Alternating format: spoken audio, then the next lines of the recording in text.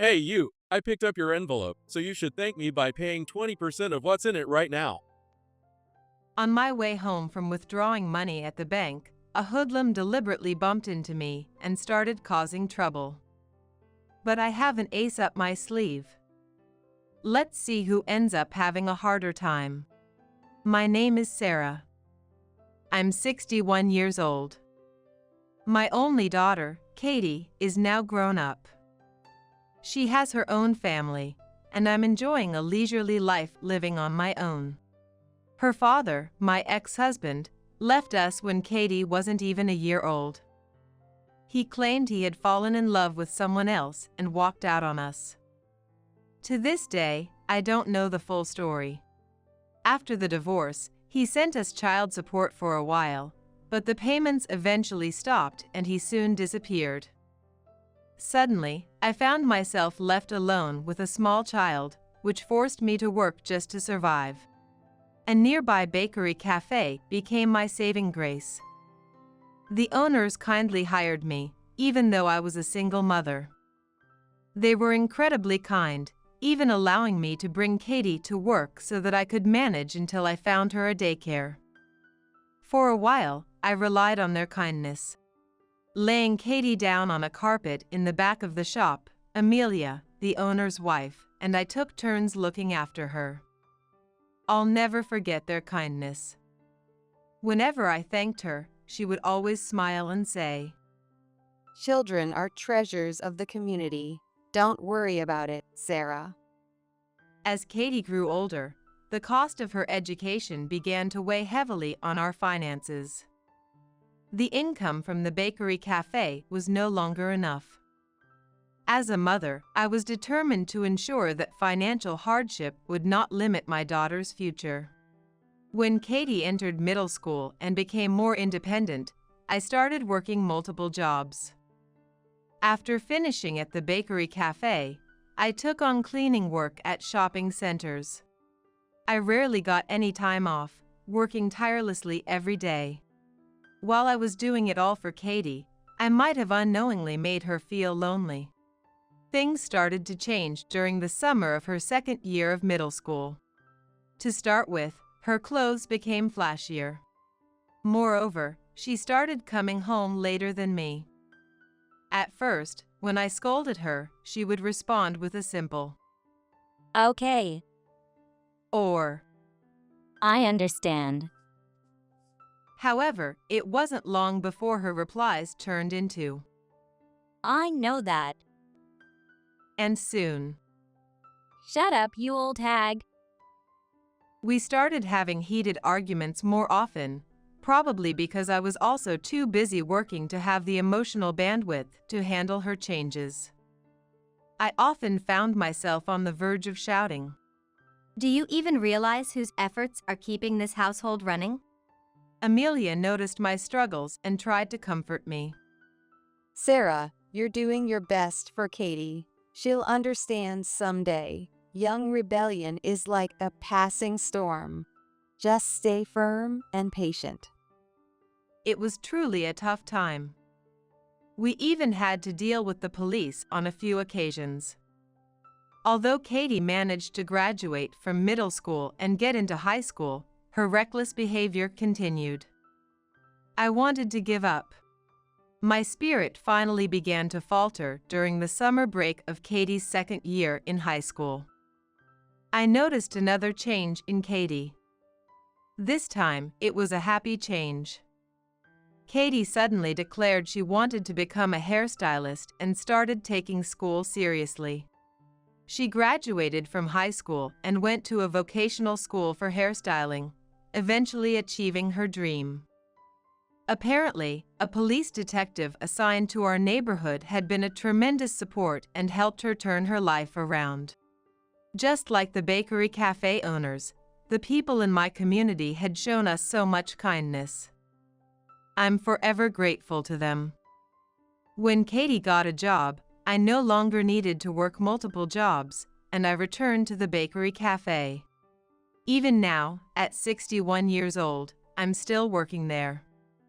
That day happened to be payday. I finished work at 3 p.m. After work, I decided to withdraw some money for living expenses. I should withdraw a little extra for the weekend since I'll be meeting Katie and her family. I'd like to treat my grandson to something nice. With that thought, I headed to the bank. It was a quiet weekday afternoon, so I was able to withdraw the money quickly and stepped out of the bank. Thank you. I heard the banker say behind me. As I walked away, a young man walking toward me bumped into me. In the process, the bag I was holding fell, and its contents spilled out. The envelope with the money I had just withdrawn was also among the items that spilled out. Before I could pick it up, the man bent down and grabbed it. Watch where you're going, old lady. The man who bumped into me said, picking up the envelope with the money inside. He was dressed in a flashy purple shirt, with a large scar on his face and even with a nose ring. He had the unmistakable appearance of a hoodlum. In fact, it seemed like he was intentionally dressing to look like one. Watch where you are walking. You could have injured my precious shoulder. Well, someone your size and age can't possibly get hurt from a little bump like that. I am fearless. I wouldn't be intimidated by a hoodlum like this. He retorted with a sneer. Watch your mouth, old woman. Are you trying to pick a fight with me? You were the one who bumped into me. The bank is on the first floor of a shopping mall, and there's a small open space just outside the exit. It was a weekday with very few people around. Unless it was intentional, it was almost impossible to bump into someone. Old woman, if you're defying me, do you want to get hurt? I was walking carefully and looking ahead. Shut up, you old hag. Are you trying to piss me off? But Surprisingly, I stayed calm and even thought to myself, Katie used to talk like this when she was in high school. it almost made me chuckle at the memory. Hey, old woman, are you listening? The man's voice snapped me back to reality. That's right, I was in a dangerous situation at that moment. Yes. If you don't want to get hurt, listen to me. Here is the envelope with money. Since I picked it up for you, you should give me 20% to show your gratitude.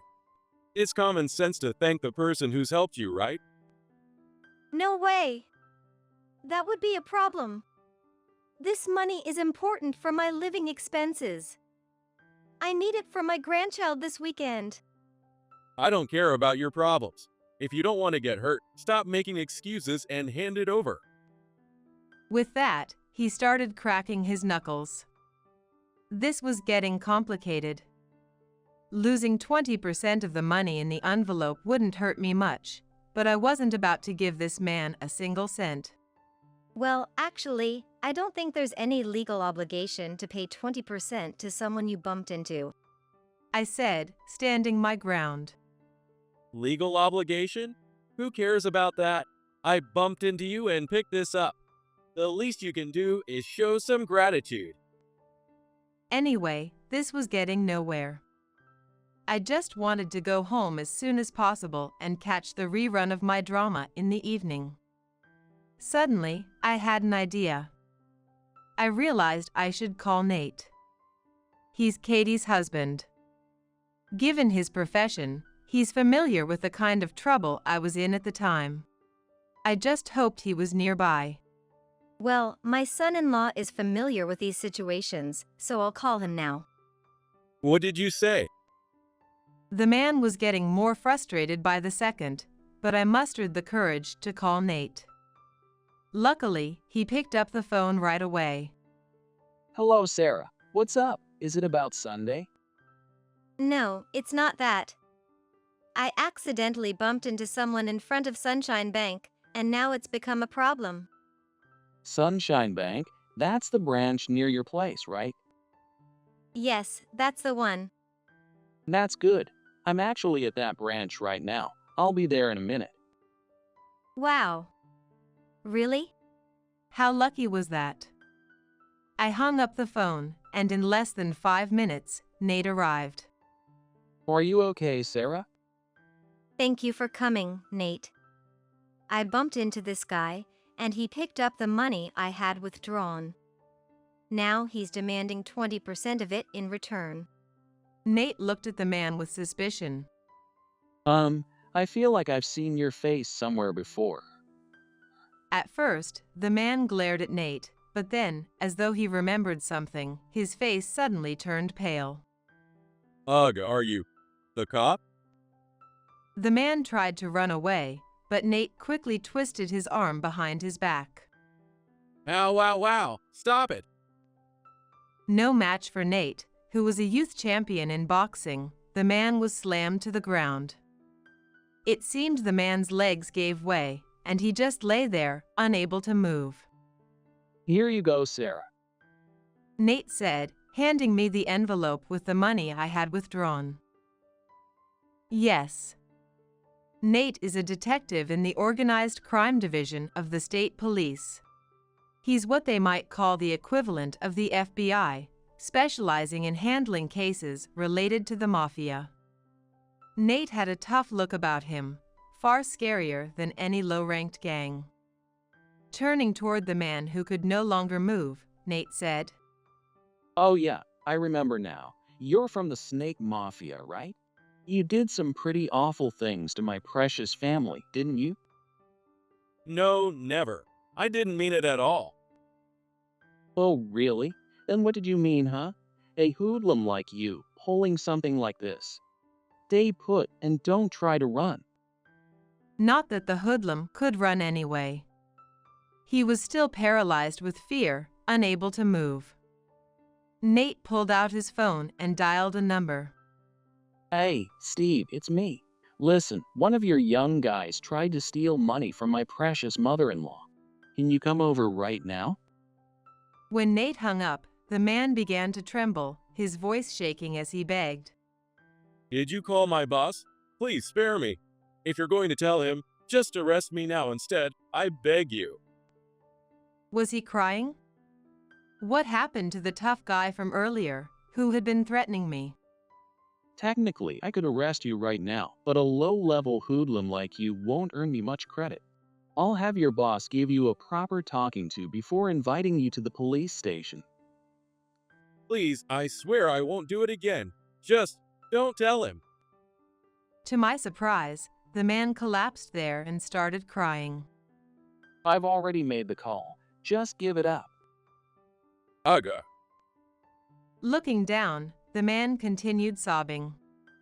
The same man who had been threatening me just moments ago was now sobbing, his face down. I stood there, stunned by the sudden turn of events, unable to do anything but watch. I had never been more grateful to have a detective in the family.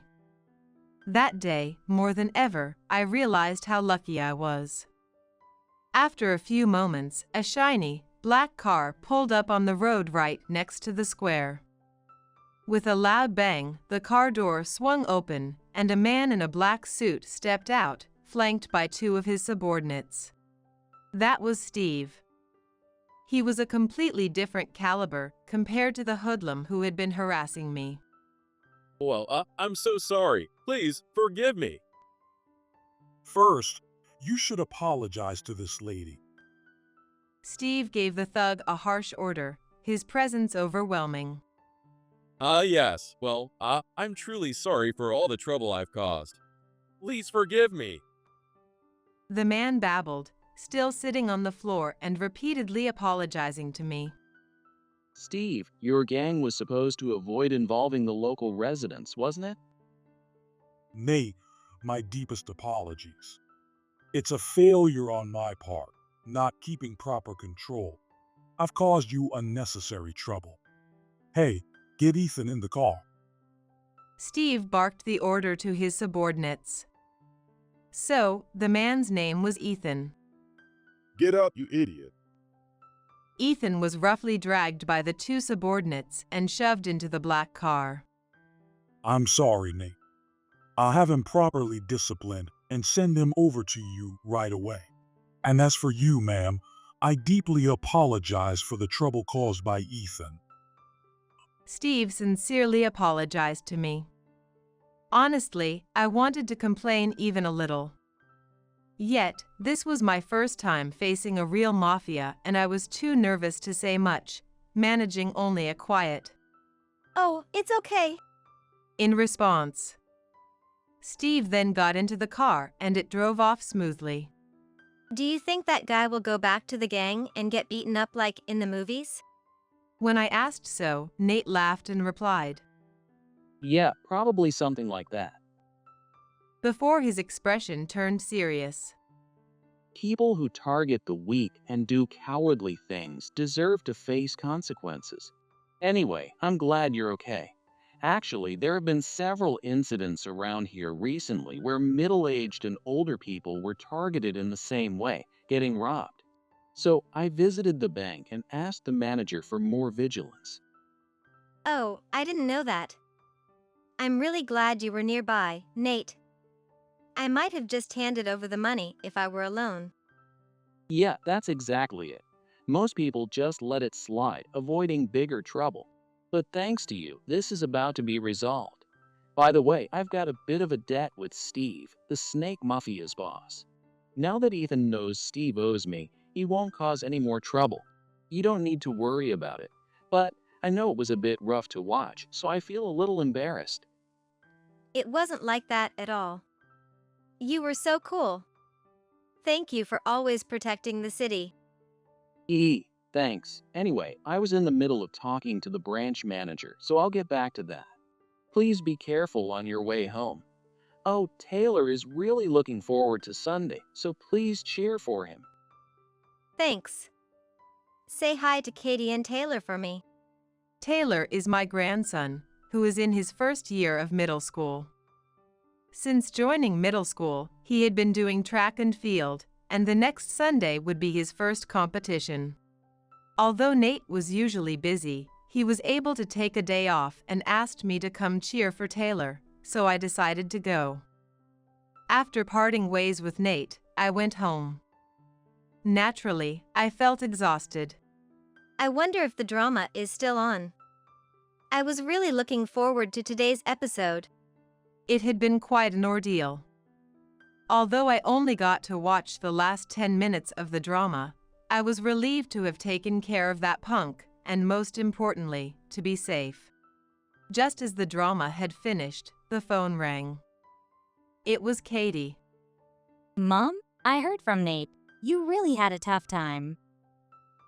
Yeah, right.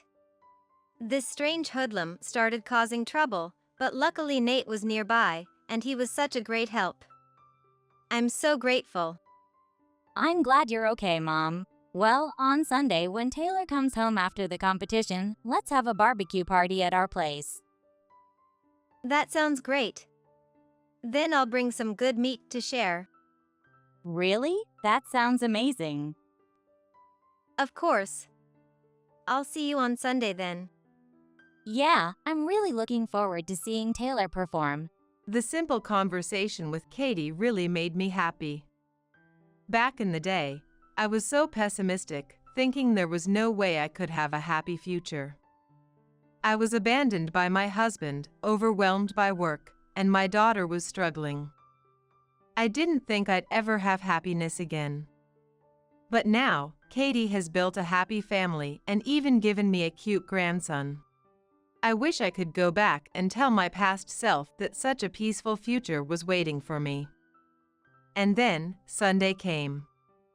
As promised, I splurged on some great meat and delivered it to Katie's house in the morning. Then, Katie, Nate, and I headed to the stadium where Taylor's competition would take place. On the way, Nate told me that the series of incidents targeting middle-aged people was indeed the work of that hoodlum. After the trouble with me, Ethan turned himself in to the police later that same day. Apparently, his face was terribly swollen. It was probably from being beaten up by that boss and the crew. He's got a criminal record, so he'll probably face a prison sentence. Nate said.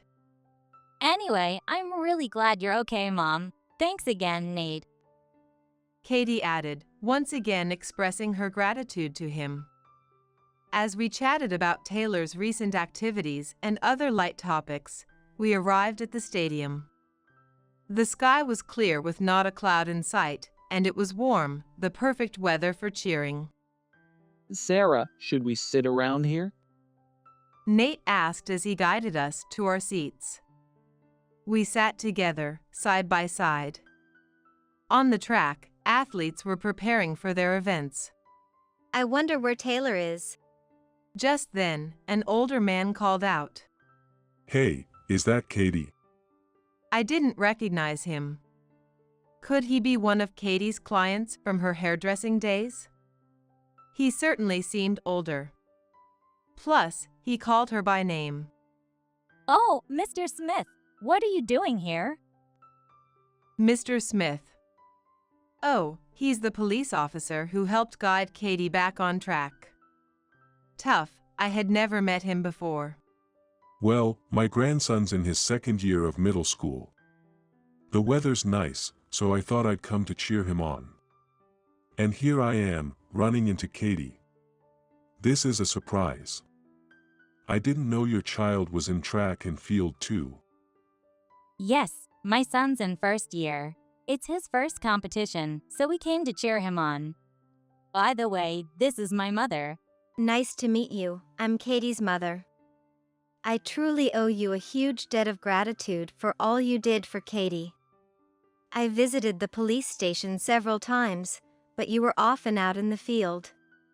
So, I never had the chance to thank you properly. I regret I couldn't express my gratitude sooner. Oh, no need for that. Seeing your family so happy now makes me think I did something right. I'm just glad to have been of help. Mr. Smith, if you'd like, can you join us to watch the race? When Nate suggested it, Mr. Smith answered. Thanks for the offer, but my son and daughter-in-law are waiting for me over there. Nate, hang in there, even though you've got a lot on your plate. Nate straightened up and saluted, replying. Thank you very much. Hey, cut it out. Not here. Besides, I'm retired from the police now. Let's just enjoy the cheering. Yes, thank you. What a warm and sincere person he seemed to be. I imagined how he must have cared for Katie during her troubled days, like a father figure, wrapping her in kindness and understanding. It made me wonder if Katie chose Nate as her husband because of her connection with Mr. Smith. If I had a husband like Mr. Smith, perhaps I wouldn't have had to struggle so much. I couldn't help but think about that. Katie teased me with a smile. Mom, you know, Mr. Smith lost his wife a few years ago and is living alone now. What are you talking about? I blushed, embarrassed, and playfully slapped Katie on the shoulder. Ouch, Mom, that hurts. Katie exclaimed, and at that very moment, the sound of the starting gun for the first race echoed through the air. Oh, it's starting. Now I've found another reason to come here. I smiled to myself. I thought to myself as I sat, wrapped in the warm sunlight, waiting for the moment of Taylor with Katie and Nate. I hoped this happiness would last forever.